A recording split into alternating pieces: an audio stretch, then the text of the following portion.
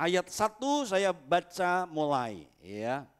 Semoga Bapak Ibu bisa lihat. Haleluya ya. Agak kecil-kecil, nanti perlu download tuh Alkitab elektronik supaya munculnya besar atau Alkitab diisi worship. Haleluya. Bilang sama sebelah, lihat baik-baik. Haleluya ya. Kecil-kecil soalnya. Semoga bisa kelihatan. Oke, saya baca. Yohanes 2 ayat 1 dan seterusnya. Pada hari ketiga ada perkawinan di Kana yang di Galilea. Dan ibu Yesus ada di situ. Yesus dan murid-muridnya diundang juga ke perkawinan itu. Bapak ibu saudaraku, ada tafsiran bahwa yang punya gawe ini masih ada hubungan saudara dengan Yesus. Yang punya gawe, yang punya acara pernikahan ini masih ada hubungannya dengan Maria.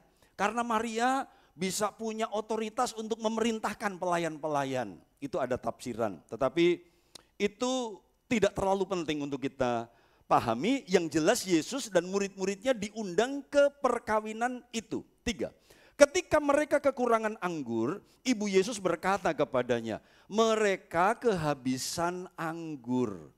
Jadi ada laporan, kurang nih anggurnya. Anggur adalah minuman wajib yang harus disajikan dalam pesta Yahudi saat itu. 4. Kata Yesus kepadanya, mau apakah engkau daripadaku ibu, saatku belum tiba. Bu, ngapain sih ibu kasih tahu ke aku, saatku belum tiba. Nanti kita bahas. 5. Tetapi ibu Yesus berkata kepada pelayan-pelayan. Nah, ibu Yesus ngomong sama pelayan-pelayan. Apa yang dikatakan kepadamu, buat itu. Maria belum ngerti apa yang akan Yesus lakukan. Tapi Maria udah ngomong duluan sama pelayan. Nanti kalau Yesus memerintahkan sesuatu, kamu kerjakan itu ya. Kamu taat, kamu lakukan itu. 6. Di situ ada 6 tempayan. Berapa Bapak Ibu? 6 tempayan.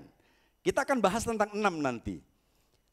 6 tempayan yang disediakan untuk pembasuhan menurut adat orang Yahudi. Masing-masing isinya 2-3 buyung. Maksudnya tempayan, gentong, kalau orang Jawa tahu gentong gitu ya, bejana tanah untuk nyimpen air. Itu maksudnya apa? Tempayan untuk pembasuhan. Jadi orang Yahudi itu karena konteksnya zaman dulu padang gurun, di setiap rumah, di depan rumah itu ada gentong untuk tandon air, tapi bukan air minum. Air itu untuk cuci kaki.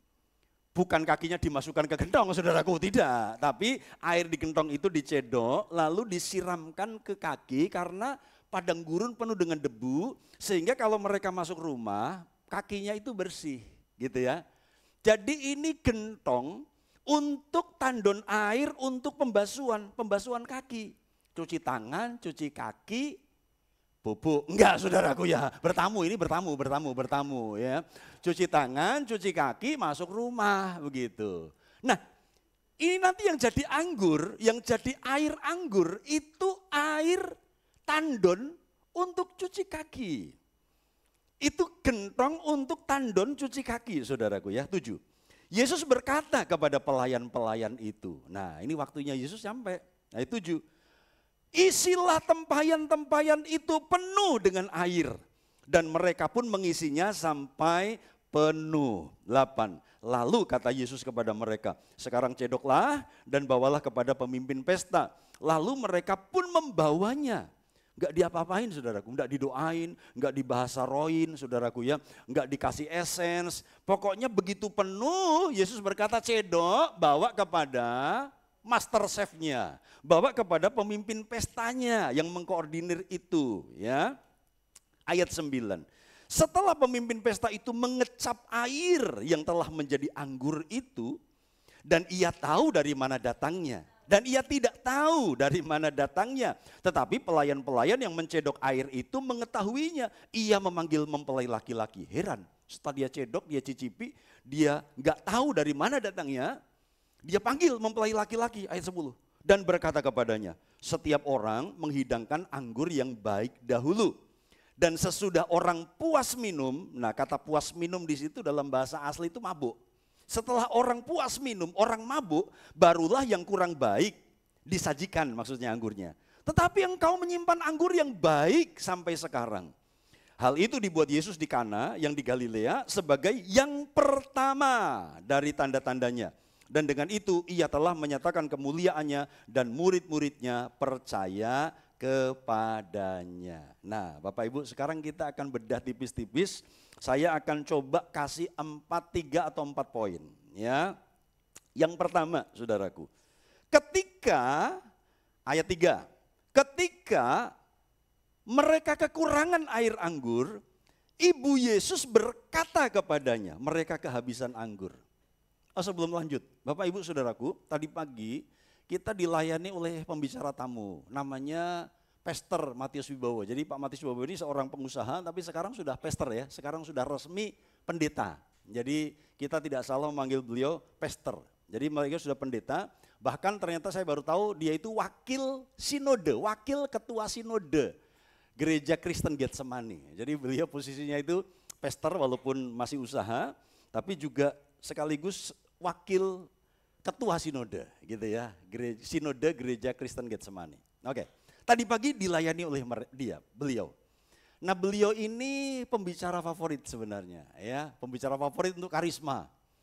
Dulu kita undang dia melayani di sini, beliau ini masih belajar lah begitu, belum terlalu jam terbangnya belum terlalu luar biasa. Tapi hari-hari ini Tuhan bawa dia kepada pelayanan antar pulau, antar kota. Jadi kalau mau booking dia itu mungkin 1 tahun baru dapat lagi saudaraku, begitu ya. Karena beliau itu favorit ya, pembawaannya menarik dan kemudian saya melihat tadi pagi cukup tajam apa yang disampaikan. Saya juga heran-heran, terkagum-kagum, wah banyak hal yang baru tadi pagi saya dapat. Nah saya ingin kasih PR saudaraku. Kepada jemaat yang hadir ibadah sore hari ini, saya kasih PR. Wajib nonton YouTube GPDI Karisma ibadah tadi pagi. Bilang sama sebelah, ada PR dari Pak Gembala. Bilang saudaraku, haleluya ya. Oke, Yesus ngomong sama pelayan, isi sampai penuh. Dan pelayan-pelayan taat. Saya sekarang perintahkan kepada jemaat Karisma yang hadir sore, wajib hukumnya untuk saudaraku dengar rekaman YouTube ibadah tadi pagi. Itu akan melengkapi apa yang saya sampaikan. Saya nggak copy dia, tapi saya melengkapi saja apa yang tadi pagi disampaikan. Ya. Dan kepada jemaat yang datang tadi pagi, saya juga kasih PR. Untuk mereka lihat rekaman ibadah sore hari ini. Nek direkam, haleluya ya, semoga direkam, haleluya, puji Tuhan. Tapi biasanya kalau pembicara berbeda biasanya direkam ya. Oke. Jadi baik jemaat yang datang pagi maupun jemaat yang datang sore, saya berikan PR untuk lihat YouTube. Yang datang pagi lihat ibadah sore, yang ibadah sore wajib hukumnya lihat ibadah pagi. Pasti saya jamin engkau diberkati. Sayangnya Pak Matius hanya bisa melayani pagi, karena sore hari ini melayani di Solo. Gereja gede di Solo juga saudaraku ya. Jadi dia selalu ingat karisma, karena ya ada hal-hal yang ngangenin dari kita ya. Bilang sama sebelah, kita ini dikangenin, bilang saudaraku ya, haleluya ya. Kita dikangenin. Saya nggak pernah ngundang saudaraku, saya nggak pernah ngundang, tapi beliau kalau ada waktu kosong, brother aku kosong nih, boleh nggak? Boleh, ya, saya selalu welcome. Karena selalu menjadi berkat saudaraku ya, begitu. Selalu jadi berkat. Jadi dengarkan rekaman ibadah tadi pagi, Anda akan lebih ngerti apa yang saya sampaikan ini. Oke, kita lanjut. Bapak Ibu, ketika ayat 3, Ibu Yesus berkata kepada Yesus, mereka kehabisan air anggur, ini seperti doa. Komunikasi dengan Yesus itu seperti doa. Ya. Ibu Yesus lapor, ada persoalan nih, ada kebutuhan nih, mereka kekurangan anggur. Nanti penjelasannya dengar rekaman yang tadi pagi. Tapi yang saya coba pikir, maksudnya Maria lapor Yesus apa sih sebenarnya? Apa? Padahal coba lihat di ayat 11. Coba ke atas. Di ayat 11, mujizat air menjadi air biasa, air tawar menjadi air anggur, itu mujizat pertama Yesus. Dengan kata lain, Maria ini belum pernah lihat Yesus bikin mujizat. Karena Yesus memang belum pernah bikin mujizat.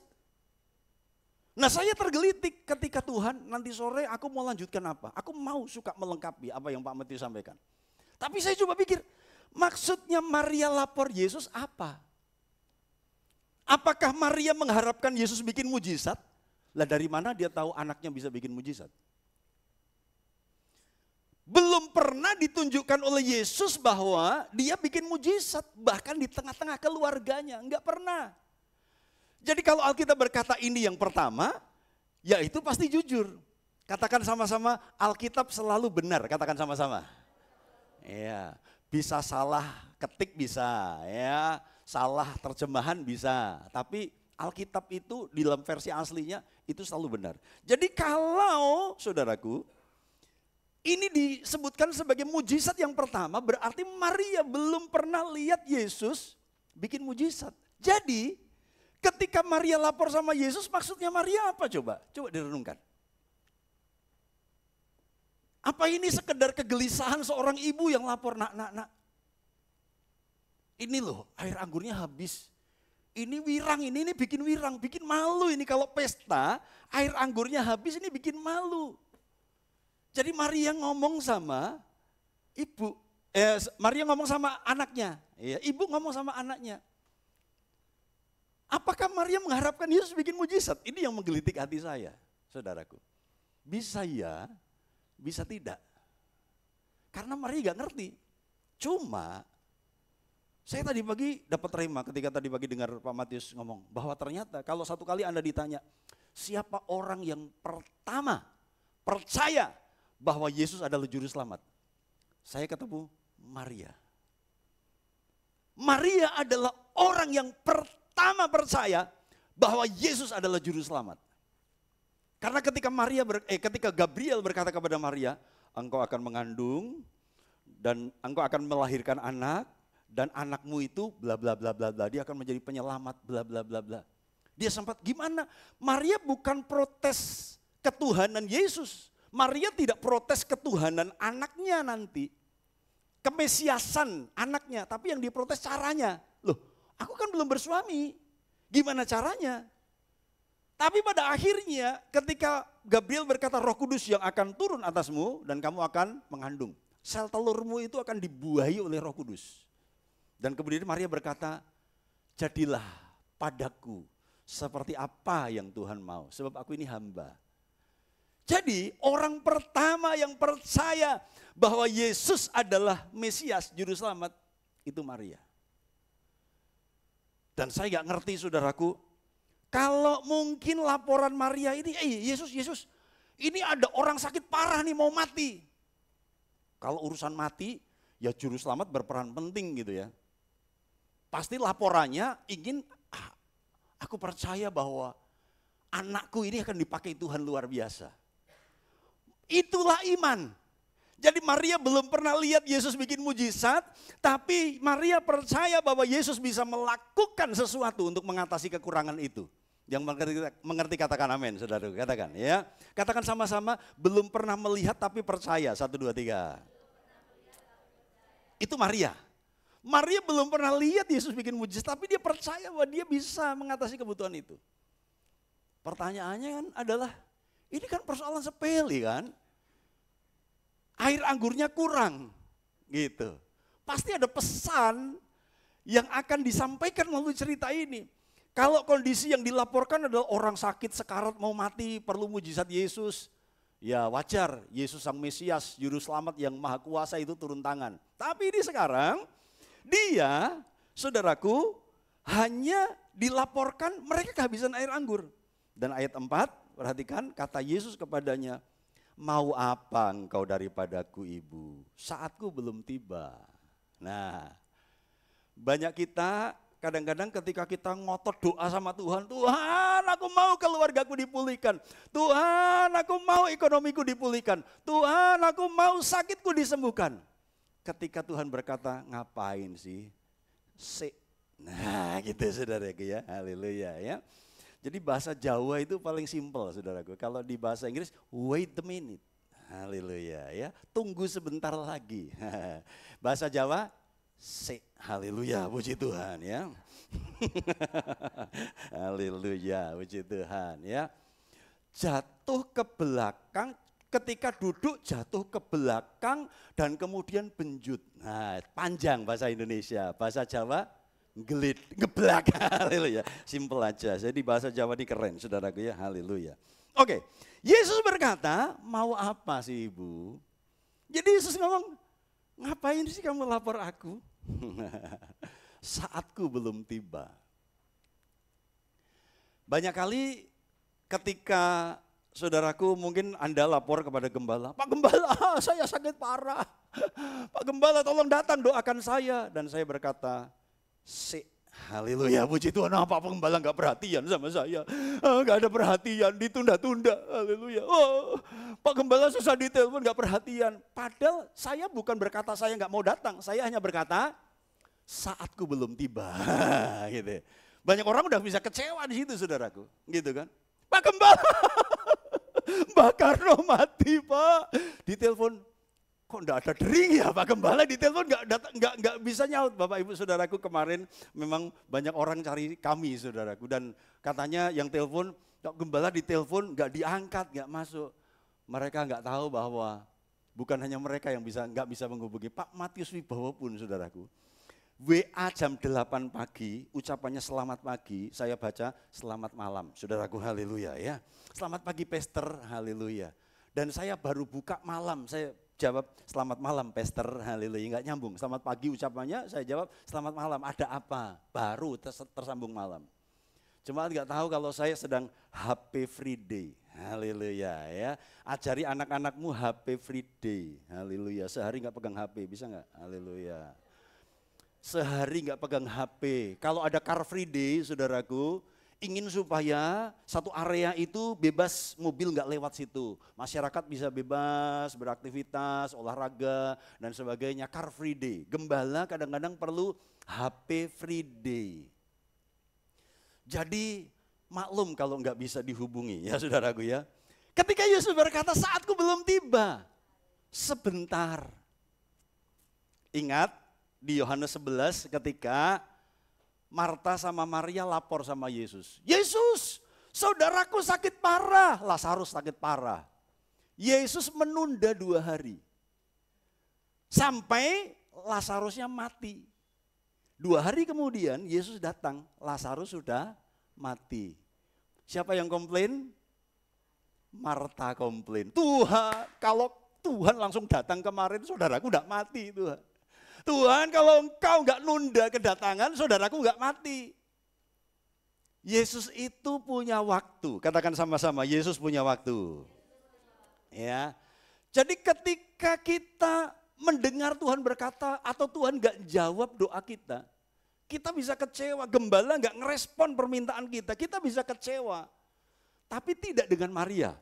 Karena ketika Tuhan berkata, mau apa? Mau apakah engkau daripadaku ibu, saatku belum tiba. 5, perhatikan ayat 5, yuk baca sama-sama 2, 3. Tetapi ibu Yesus berkata kepada pelayan-pelayan, apa yang dikatakan kepadamu buatlah itu. Maria enggak kecewa, Maria enggak marah sama anaknya, tapi dia ngomong sama pelayan di belakang, kalau nanti Yesus ngomong memerintahkan sesuatu, bikin ya. Artinya Maria punya iman bahwa Yesus akan melakukan sesuatu. Keren ya, keren ya. Maria nggak kecewa. Ketika Tuhan berkata, ketika Yesus berkata, saatku belum tiba. Maria nangkapnya bukan sakit hati. Maria nangkapnya positif. Berarti akan ada saatnya. Cuma belum sekarang. Bilang sama sebelah, akan ada saatnya tapi belum sekarang. Bilang saudaraku, bilang sama sebelah. Yuk, haleluya ya. Kita ini kadang-kadang kan nyusul-nyusul Tuhan loh gitu ya. Tuhan punya saat ketika Tuhan berkata enggak sekarang. Jangan kecewa. Tapi tangkap secara positif berarti akan ada waktunya. Aku harus sabar. Oke, multimedia sekarang ganti. Yohanes 7 ayat 6. Kita akan melihat beberapa ayat, nanti kita kembali lagi ke Yohanes 2. Bahwa Tuhan itu bergerak sesuai dengan waktunya dia. Yohanes 7 ayat 6. Gampang ya, Yohanes 7 ayat 6. Oke, saya baca saudaraku. Di sini aja. Maka jawab Yesus kepada mereka, waktuku belum tiba. Nanti baca sendiri konteksnya. Tapi lihat ketika ada sesuatu yang dituntut dari Yesus, maka jawab Yesus kepada mereka, waktuku belum tiba. Tetapi bagi kamu selalu ada waktu. Nah, ini konteksnya lain lagi. Ayat 8. Coba maju, Yohanes 7 ayat 8. Pergilah kamu ke pesta itu. Ini pesta pondok daun. Jadi mereka orang Yahudi itu punya hari raya dan ketika hari pondok daun itu mereka pesta. Jadi ini bukan pesta perkawinan, ini pesta hari raya besar ya. Pergilah kamu ke pesta itu, aku belum pergi ke situ. Kenapa? Karena waktuku belum genap. Dia suruh murid-muridnya pergi dulu. Yesus pergi nanti kalau sudah waktunya 9. Demikianlah katanya kepada mereka dan ia pun tinggal di Galilea. 10. Tetapi sesudah saudara-saudara Yesus berangkat ke pesta itu, ia pun pergi juga ke situ. Tidak terang-terangan tetapi diam-diam. Ini menarik nih. Jadi ketika mereka mau ke Yerusalem merayakan pesta pondok daun, saudaraku, Yesus berkata, kamu pergi duluan. Waktuku belum tiba. Waktuku belum genap. Lalu dia tinggal di Galilea. Tapi Alkitab berkata ayat 9, sesudah saudara-saudaranya Yesus berangkat, ayat 10, ya. Sesudah saudara Yesus berangkat, Yesus pergi berangkat juga. Jadi antara Yesus ngomong waktuku belum genap sampai waktu Yesus berangkat itu enggak lama. Selisihnya enggak lama. Jadi kalau Tuhan berkata tidak untuk doamu hari ini, jangan kecewa. Hari ini berkata tidak, siapa tahu besok pagi dia bilang iya. Yang mengerti katakan amin, saudaraku. Engkau perlu mujizat di tanggal tua, engkau perlu uang di tanggal tertentu dan Tuhan berkata enggak sekarang. Jangan langsung baper, Tuhan yang lain dijawab. Kalau lain ditolong, saya juga. Ternyata Tuhan nolong kita, saudaraku. Hari itu. Jangan kecewa. Sebab malam jam 12 Yesus mungkin bilang tidak, kita enggak dapat jawaban untuk kebutuhan kita. Bisa jadi besok paginya ada jawaban. Ngerti ya? Katakan sama-sama Tuhan punya waktu. Katakan sama-sama, haleluya. Jadi antara Yesus berkata belum waktuku, sampai kemudian Yesus melakukan sesuatu, itu enggak lama. Bisa enggak lama. Sama dengan Yohanes 2 tadi kan, Maria lapor, mereka kekurangan air anggur. Yesus berkata, mau apa sih? Waktuku belum tiba. Tapi sedikit waktu lagi, memang pesta Yahudi itu berlangsung beberapa hari, saudaraku. Gitu ya. Nah kita enggak tahu apakah sehari kemudian, apakah di hari itu juga, tapi yang jelas pasti enggak lama. Ibu Yesus ngomong kalau Yesus perintahkan buat sesuatu. Sampai kemudian Yesus memerintahkan pelayan-pelayan mengisi tempayan itu penuh dengan air. Itu selangnya berapa waktu, tapi saya pastikan itu tidak lama. Katakan sama-sama sebelah, ubur-ubur ikan lele. Bilang sebelah, saudara. Bilang. Ubur-ubur ikan lele, bilang. Iya, bilang sabar yole. Bilang saudaraku, haleluya, puji Tuhan ya. Puji Tuhan, sabar. Oke, jadi ketika Tuhan bilang tidak, waktuku belum tiba, sampai kemudian dia bertindak melakukan sesuatu, itu bisa enggak lama. Untuk ngetes kita ngambek apa enggak gitu loh saudaraku. Ya. Haleluya, puji Tuhan ya. Yang suka ngambek katakan amin.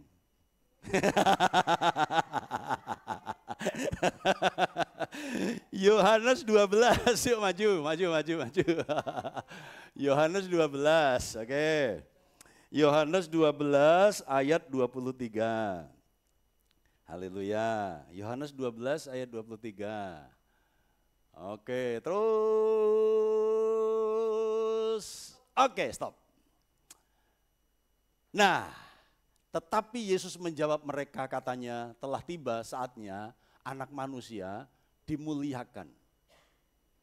Anak manusia dimuliakan. Maksudnya di ayat ini saudaraku, Yesus mulai memperkenalkan pribadinya sebagai Mesias. Karena di awal-awal pelayanan, Yesus enggak mau diketahui bahwa dia Mesias. Tetapi semakin berjalan pelayanan, semakin banyak orang yang percaya, murid-muridnya sudah ada. Yesus berkata, sudah tiba saatnya ya anak manusia dimuliakan.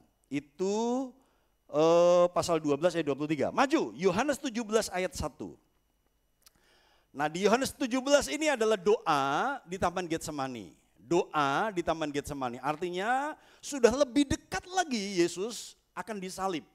Oke, Yohanes 17 ayat yang pertama. Demikianlah kata Yesus, lalu ia menengadah ke langit dan berkata, Bapa, telah tiba saatnya, permuliakanlah anakmu, supaya anakmu mempermuliakan engkau. Telah tiba saatnya.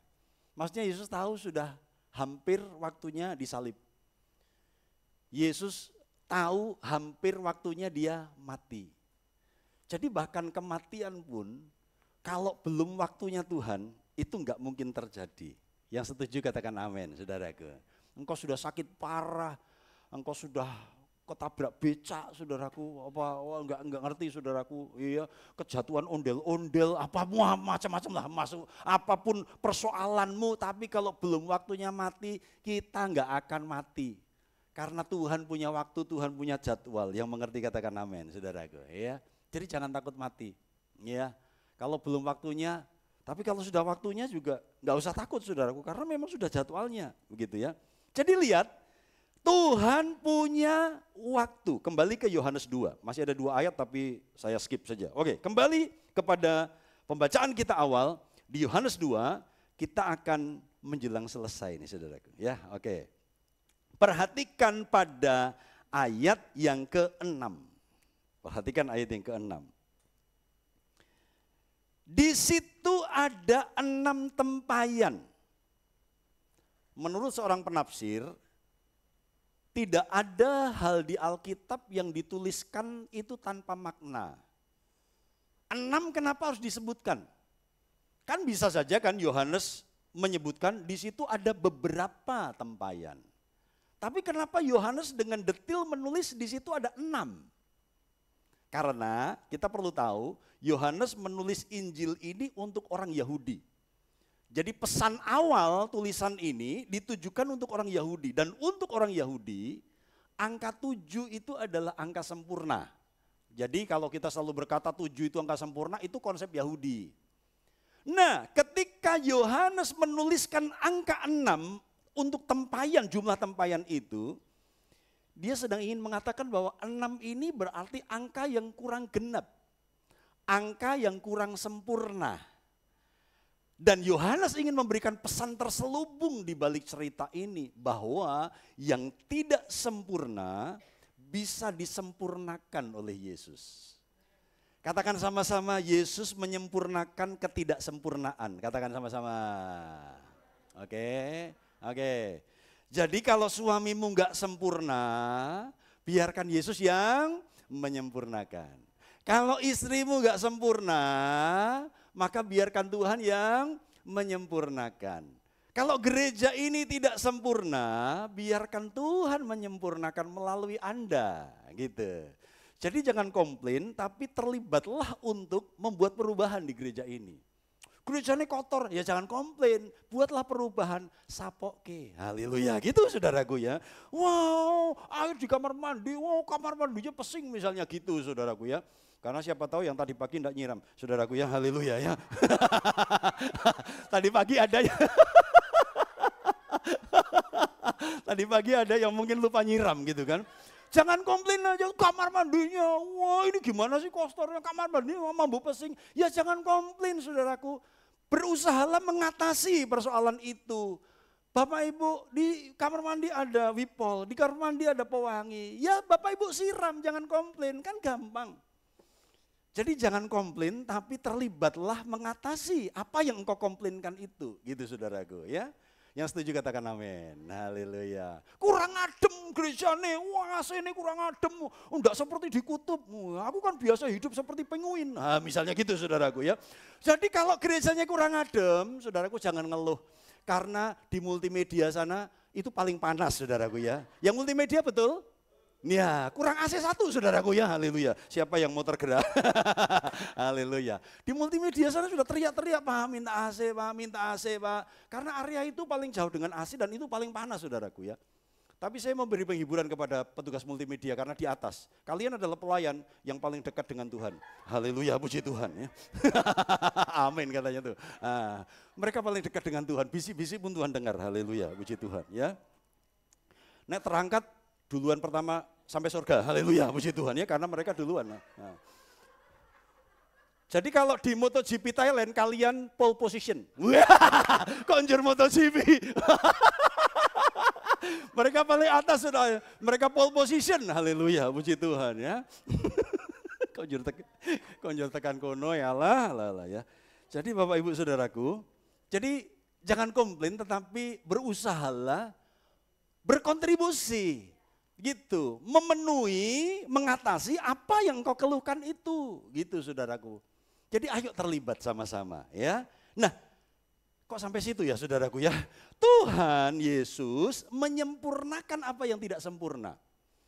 Yohanes menuliskan angka 6 untuk mengatakan kepada orang Yahudi, orang Yahudi yang tidak sempurna bisa disempurnakan oleh Yesus. Air anggur yang habis, air anggur yang kurang, Tuhan buat berlimpah-limpah. Wah itu dahsyat saudaraku ya. 6 itu gak sempurna, tapi Yesus bisa mengubah yang tidak sempurna itu menjadi dahsyat. Jadi biarkan pelayan-pelayan di tempat ini tidak sempurna dan biarkan Tuhan memakai yang tidak sempurna itu menjadi alat yang dahsyat. Haleluya, puji Tuhan. Iya, Tuhan selalu memakai yang tidak sempurna untuk pekerjaan yang besar dan dahsyat. Karena ini desa sebenarnya. Dan pernikahan itu disinyalir pernikahan yang kecil saja, pernikahan yang sebenarnya sederhana. Sampai mereka kekurangan air anggur, ada penafsir yang berkata itu karena memang persediaan mereka mepet. Ini pestanya orang miskin. Ini pestanya orang yang terbatas persediaannya. Tapi Yesus bikin mujizat besar di pesta yang kecil, di kota yang kecil.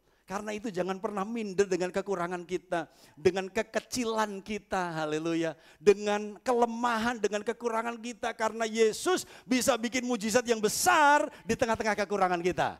Yang mengerti katakan amin, berikan tepuk tangan buat Tuhan kita. Haleluya, puji Tuhan.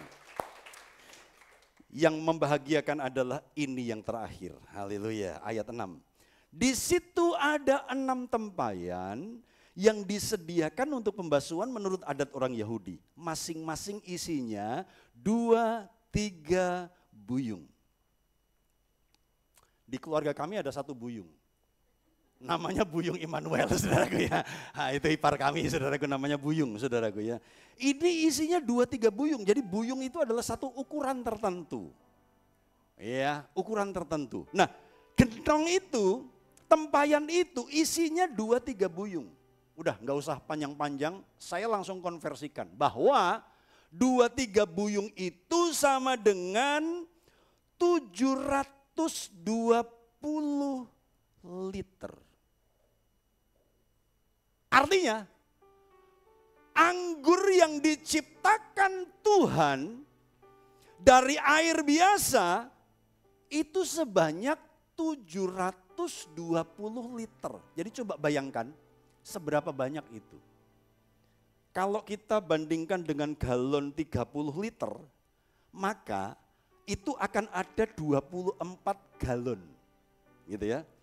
Kalau galonnya 50 liter, kalau jerigen 30 liter itu 24 jerigen. Kalau jerigennya 50 liter itu sekitar 14 jerigen. Saya coba membayangkan ada tandon air yang kadang-kadang di toren, saudaraku, di luar tandon air ya, yang kuning, yang biru, plastik gitu. Itu ada ukuran 500 liter, ada ukuran 5.000 liter, ada ukuran 1.000 liter. Nah kalau ukuran 500 liter, 500 liter berarti anggur yang diciptakan Tuhan itu lebih banyak, penuh loh ya. 6 tempayan penuh, isinya 2-3 buyung. 720 liter. Dan kesimpulannya adalah tidak pernah ada pesta yang bisa menghabiskan anggur fermentasi 720 liter. Karena ini anggur baik. Ini anggur yang berfermentasi. Nah ini menarik. Loh, Berarti Yesus menciptakan anggur yang beralkohol ya? Jawabannya iya. Apakah Yesus minum anggur yang beralkohol? Iya. Dan sebentar perjamuan kudus kita fermentasi, ini anggur yang mengandung alkohol. Yang dilarang itu mabuk. Haleluya. Senggol kanan kiri, kabar baik buat kita. Haleluya. Gitu kan ya. Oke, pembahasannya nanti di PA Oikumene, saudaraku ya. Kita akan bahas lagi di PA yang berikutnya. Bagaimana Yesus menciptakan anggur yang beralkohol, saudaraku. Anggur yang baik. Memang tidak disebutkan di situ bahwa Yesus minum. Tetapi fakta, penelitian, menurut beberapa ahli bahwa Yesus minum anggur beralkohol itu iya.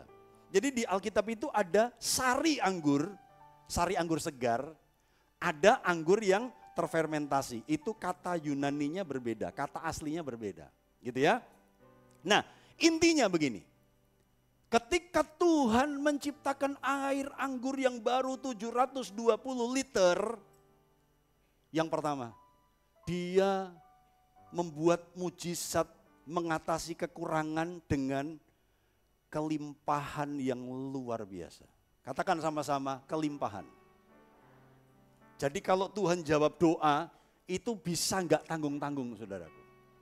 Bisa enggak tanggung-tanggung. 720 liter, saudaraku. Iya. Anggur yang baik untuk membuat seseorang mabuk, saudaraku, itu hanya perlu sedikit saja. Saya tadi coba browsing, saudaraku. Pemabuk berat, dikategorikan pemabuk berat itu kalau 1 minggu pria 14 gelas beralkohol. Ya saya nggak ngerti alkoholnya berapa persen. Tapi pemabuk berat dalam informasi Google AI, saudaraku begitu ya. Karena saya bukan pemabuk ya. Jadi Pak Matius tadi pagi menuduh saya, haleluya puji Tuhan. Semoga Pak Matius nonton, haleluya puji Tuhan ya. Guyon aja ya. Jadi pemabuk berat, seorang diklasifikasikan sebagai pemabuk berat kalau dalam 1 minggu bisa menghabiskan 14 gelas alkohol. Kalau perempuan 7 gelas. Iya, nggak tahu saudaraku, hitungan dewe, haleluya ya, hitungan dewe, gelasnya besar atau kecil. Tapi yang jelas 720 liter itu nggak mungkin habis. Nggak mungkin habis. Jadi artinya ketika Tuhan memberkati kita itu Dia bisa memberkati berlimpah-limpah. Mari kita keluar dari iman pas-pasan, saudaraku. Lagu tadi berkata, imanku bertumbuh besar. Cukup sebutir pun dahsyat. Kita punya iman sebesar sesawi dahsyat, apalagi bertumbuh semakin besar. Jadi ayo alami kelimpahan di dalam Tuhan lebih lagi. Berkat-Mu hari ini, sukacitamu hari ini, damai sejahtera-Mu hari ini, mujizat yang bisa Engkau terima hari ini, Tuhan bisa lakukan berlimpah-limpah. Amin firman Tuhan. Ku hidup karena percaya, aku punya Tuhan yang besar, yang telah berjanji dan sanggup menggenapi. Ku hidup karena percaya, Kau yang berjanji setia, pengharapanku selalu ada di dalam-Mu. Maria enggak lapor yang lain, Maria lapor Yesus. Jangan menyerah. Apapun persoalanmu, meski dalam kesusahan, seluruh hidupku dalam genggamanku, ku hidup karena percaya. Mari pulang dengan percaya. Ku hidup karena percaya, Kau yang berjanji setia, pengharapanku hanya ada dalam Yesus, selalu ada di dalam-Mu.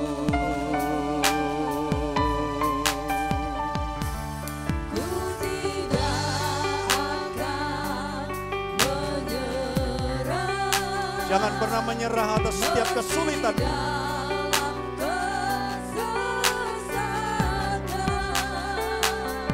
Seluruh hidupku dalam genggaman-Mu.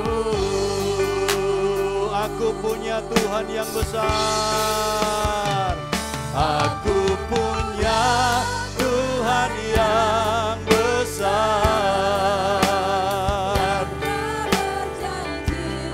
dan sanggup menggenapi imanku. Bersepakat percaya kuasa-Nya. Ku terima sekarang kemenangan dari-Mu. Aku hidup karena percaya. Mari percaya kepada Tuhan. Kau yang berjanji setia, pengharapanku selalu ada di dalam-Mu. Aku tidak akan pernah menyerah, Tuhan.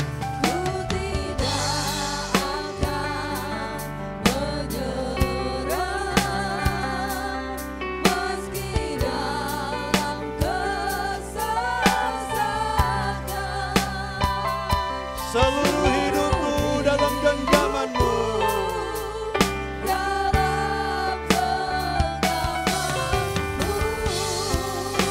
Aku punya Tuhan yang besar. Aku punya Tuhan yang besar, yang telah berjanji dan sanggup menggenapi imanku. Bersepakat percaya kuasa-Nya. Ku terima sekarang kemenangan dari-Mu. Aku punya Tuhan yang besar. Haleluya.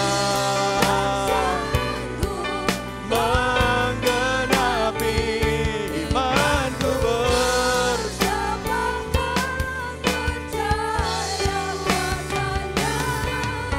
Ku terima sekarang kemenangan, kemenangan dari-Mu.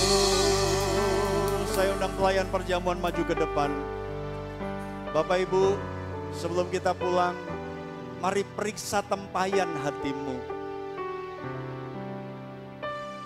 Seberapa isinya? Tuhan mau tempayan itu penuh. Tuhan mau tempayan itu penuh. Sore hari ini, Tuhan tahu ada tempayan yang isinya cuma seperempat. Tuhan tahu ada tempayan yang isinya cuma separuh. Ada isinya, ada tempayan hati yang isinya cuma 3/4, kurang sedikit. Mujizat baru terjadi ketika air dalam tempayan itu menjadi penuh. Sore hari ini sebelum terima perjamuan kudus, jujurlah kepada Tuhan. Tuhan, isi tempayanku tinggal sedikit Tuhan, aku sedang lemah. Isi tempayanku tinggal separuh, aku sedang susah, aku sedang butuh pertolongan, aku sedang tertekan. Tuhan, aku mau isi penuh tempayanku. Mari minta supaya isi tempayan itu menjadi penuh di dalam hidup kita. Dan biarkan ketika tempayan itu penuh, mujizat yang terjadi gak tanggung-tanggung dalam hidup. Sebelum terima perjamuan kudus sekali lagi. Aku punya Tuhan yang besar. Amin. Amin. Amin. Amin, amin, amin, amin.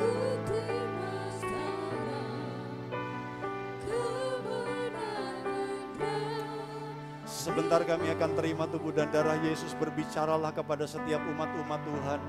Firman-Mu yang dahsyat pagi sampai sore hari ini. Kami tahu Engkau bisa melakukan hal yang besar di tengah kekurangan dan ketidaksempurnaan kami, Tuhan. Biarkan mujizat ini bukan hanya sekedar cerita, tetapi menjadi pengalaman pribadi setiap kami. Dan biarkan ketika kami terima tubuh dan darah Yesus, kami makan dengan cara yang layak. Kami mengampuni orang-orang yang bersalah kepada kami. Kami mengampuni mereka yang menyakiti hati kami. Kami mengampuni mereka yang merugikan kami. Kami mengampuni mereka yang berkata-kata jahat tentang kami, Tuhan. Biarkan kami makan dan minum dengan cara yang layak. Dalam nama Yesus, berkati roti dan anggur ini yang adalah tubuh dan darah-Mu. Berkati dalam nama Yesus. Haleluya. Amin. Bapak Ibu akan dilayani. Ku hidup karena percaya. Ku hidup karena percaya. Kau yang berjanji setia. Haleluya. Haleluya. Aku takkan menyerah.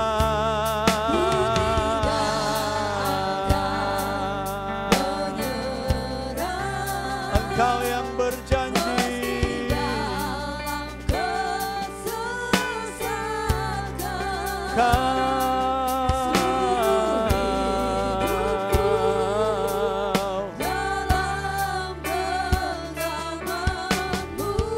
Ku hidup karena percaya. Pakai iman percayamu. Ku hidup karena percaya.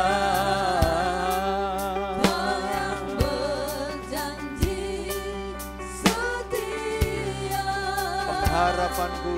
Pengharapanku selalu ada di dalam-Mu. Aku tidak akan pernah menyerah, Tuhan. Ku tidak akan menyerah meski dalam kesesakan. Seluruh hidupku dalam genggaman-Mu. Aku punya Tuhan yang besar. Katakan dengan iman.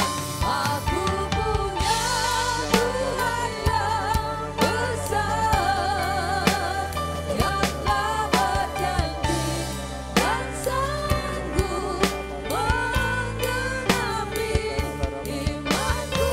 Bersepakat percaya kuasa-Nya. Ku terima sekarang kemenangan dari-Mu. Aku punya. Tuhan yang besar, Yes, yang amin. berjanji dan sanggup menggenapi imanku. Bersepakat percaya kuasa-Nya. Ku terima sekarang. Ku terima sekarang, Tuhan.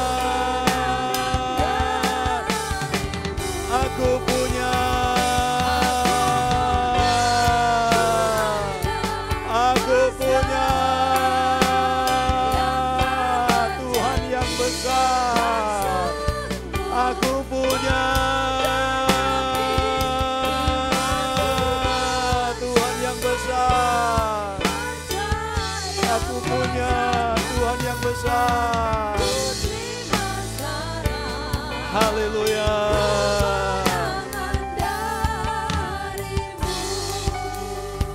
Mari kita berdiri bersama-sama Bapak Ibu Saudaraku. Kalau Tuhan kita besar, apa mimpimu? Jangan mimpi kecil-kecil, saudaraku. Saya mau sharing, coba Bapak Ibu buka mata sebentar. Tadi pagi Pak Matius tanya, gimana brother, majukan pelayanan? Kemudian dari mimbar ini, saya bersaksi bahwa Tuhan kirimkan seorang jemaat bule yang berbahasa Inggris, yang gak bisa bahasa Indonesia. Sehingga kami harus upgrade. Ibadah kami ini menjadi seperti ke-Inggris-Inggrisan hanya supaya melayani satu jemaat yang gak bisa bahasa Indonesia. Dan tadi pagi Pak Ian dipakai Tuhan untuk berkhotbah di Purworejo. Saya bilang sama Pak Matius tadi pagi, Pak, saya nih ngimpi, ini baru saya mau tularkan kepada jemaat. Saya nih ngimpi supaya ada karisma International Church di Borobudur. Gak harus saya kok gembalanya, saya hanya ngimpi saja. Saya gak tahu kapan itu akan terjadi. Apakah ketika saya hidup ataukah ketika saya sudah mati. Tapi saya bilang hari ini mustahil.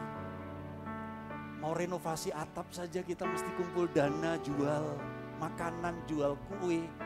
Untung kadang-kadang cuma berapa puluh ribu, saudaraku. Mau renovasi atap saja kita susah, saudaraku. Bagaimana ceritanya mau ada karisma International Church di Borobudur?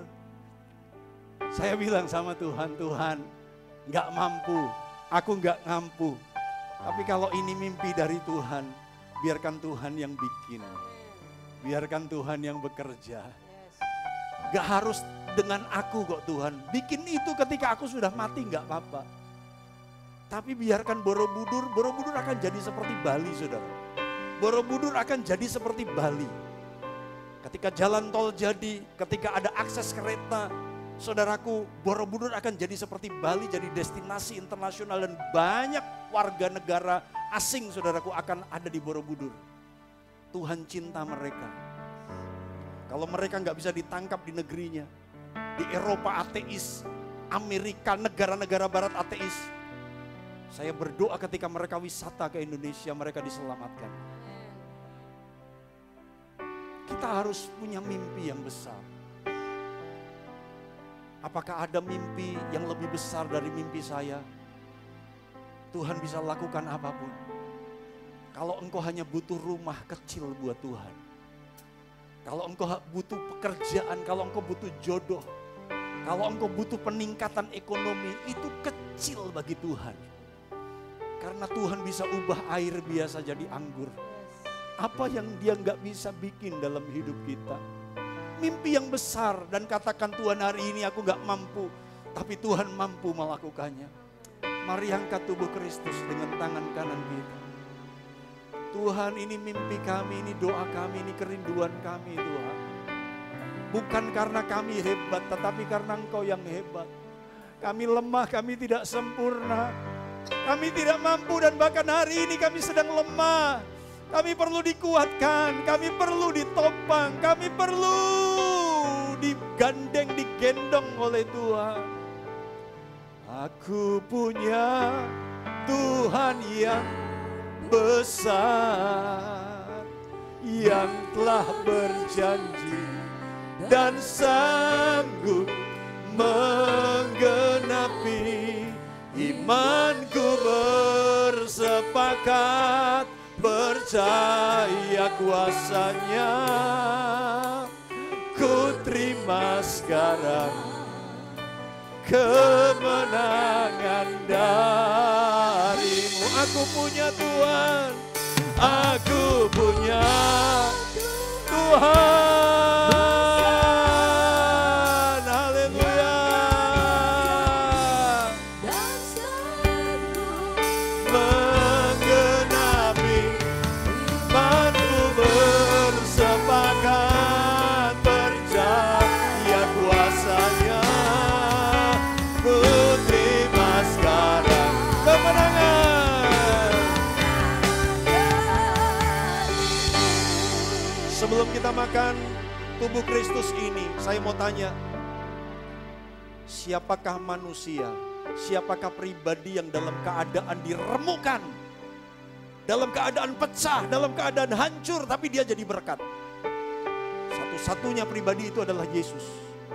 Tubuhnya diremukkan, tubuhnya dihancurkan, tubuhnya dihabiskan. Tetapi dengan kehancurannya dia jadi berkat. Dengan keremukannya dia jadi berkat. Sebab pada malam sebelumnya diserahkan, ia mengambil roti, memecah-mecahkannya, memberikannya kepada murid-muridnya dan berkata, makanlah, inilah tubuhku yang dipecah-pecahkan bagi kamu. Mari makan dengan iman dalam nama Yesus.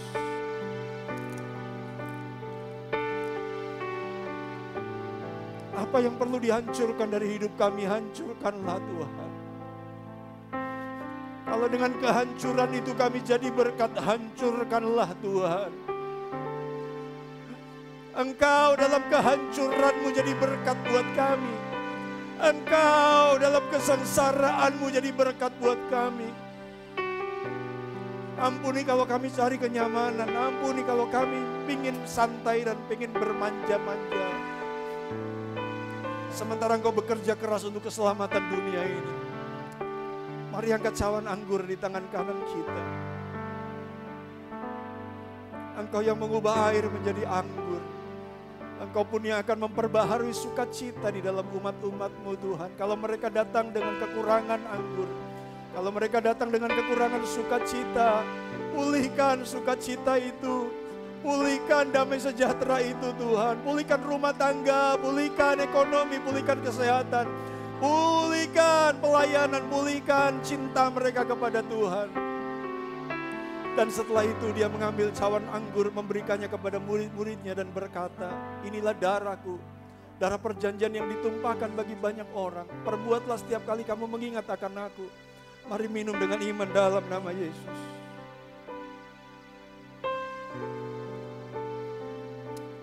Mari mengucap syukur sebelum kita pulang, saudaraku. Dengan lembut katakan terima kasih Tuhan. Terima kasih Tuhan. Tumbuhkan iman di dalamku. Tumbuhkan iman untuk percaya tidak ada yang mustahil bagi Tuhan. Bagi Tuhan tak ada yang mustahil.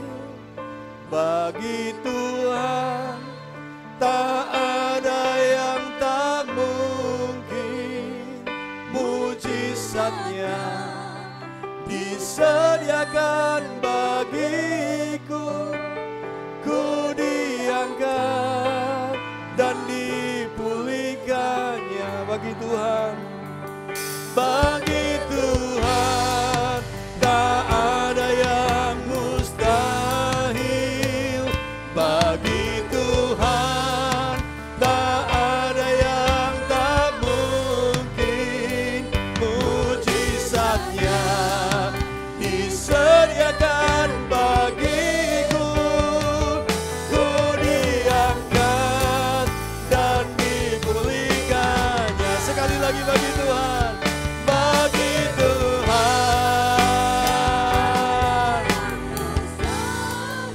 tidak ada yang mustahil. Tak ada yang tak mungkin. Mujizatnya disediakan bagiku.